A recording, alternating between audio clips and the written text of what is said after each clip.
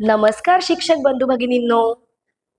निपुण महाराष्ट्र कृती कार्यक्रमाअंतर्गत इयत्ता 5वी विषय गणित संख्यांवरील क्रियामध्ये स्तर क्रमांक 1 आहे. 0 ते 4 पर्यंतच्या संख्यांची मूर्त वस्तू वापरून बेरीज करता येत नाही.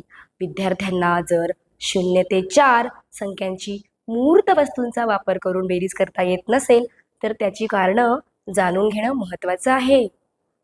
बेरीज करता येत नसेल तर त्याची कारणं शैक्षणिक, मानसिक, सामाजिक किंवा शारीरिक पातळीवर असू शकतात. कारणे पुढीलप्रमाणे. नंबर 1, स्मरणशक्ती कमी असणे, आकडे लक्षात न राहणे. नंबर 2, तर्कशक्ती कमी असणे, यामध्ये संख्यांमधील संबंध समजून घेता न येणे. नंबर 3, बरोबर मार्गदर्शन न मिळणे, म्हणजेच योग्य पद्धतीने शिकवले न गेल्यास मूलभूत गोष्टी समजत नाही.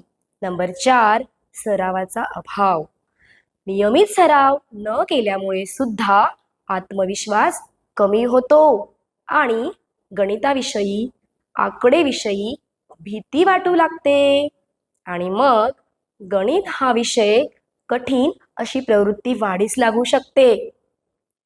शारीरिक अडचणी, यामध्ये आकडे दिसत नसल्यामुळे चुकतात आणि हाताने लिहिण्यास सुद्धा अडचण असू शकते. तर या सगळ्या अडचणींवर काय उपाय असू शकतो ते सुद्धा आपण बघूयात. नंबर 1, आवडत्या वस्तूंचा वापर करून बेरीज शिकवणे. मणी, चिंचोके, गोट्या, फुले या वस्तू त्यांच्यासमोर ठेवायच्या आणि त्यांना त्या मोजायला सांगायच्या. नंबर 2, चित्र किंवा फ्लॅश कार्ड, आकड्यांची चित्र, फळं, प्राणी, खेळणी यासारख्या वस्तू त्यांच्यासमोर ठेवून बेरीज शिकवता येते. नंबर 3, खेळ आधारित शिक्षण, यामध्ये सापशिडी, संख्यांची उडी म्हणजे jumping on number line, mobile apps, card games सुद्धा वापरून आपल्याला बेरीज शिकवता येते. नंबर 4, कथा व कल्पनांचा वापर करणे. उदाहरणार्थ, राहुलकडे 2 चॉकलेट्स होती, मी त्याला अजून 2 चॉकलेट्स दिले, तर त्याच्याकडे एकूण किती झाले? अशा पद्धतीने बेरीज शिकवता येईल. नंबर 5, हळूहळू अंक पद्धतीकडे. प्रत्यक्ष वस्तू मोजून सुरुवात केल्यानंतर हळूहळू अंकांची बेरीज आपण शिकवू शकतो.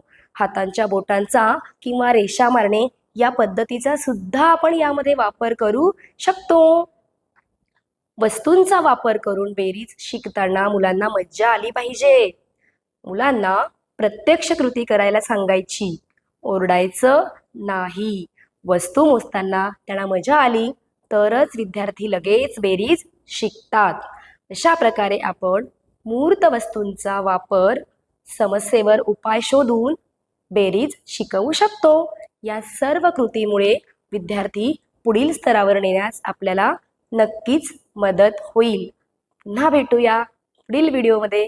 तोपर्यंत धन्यवाद.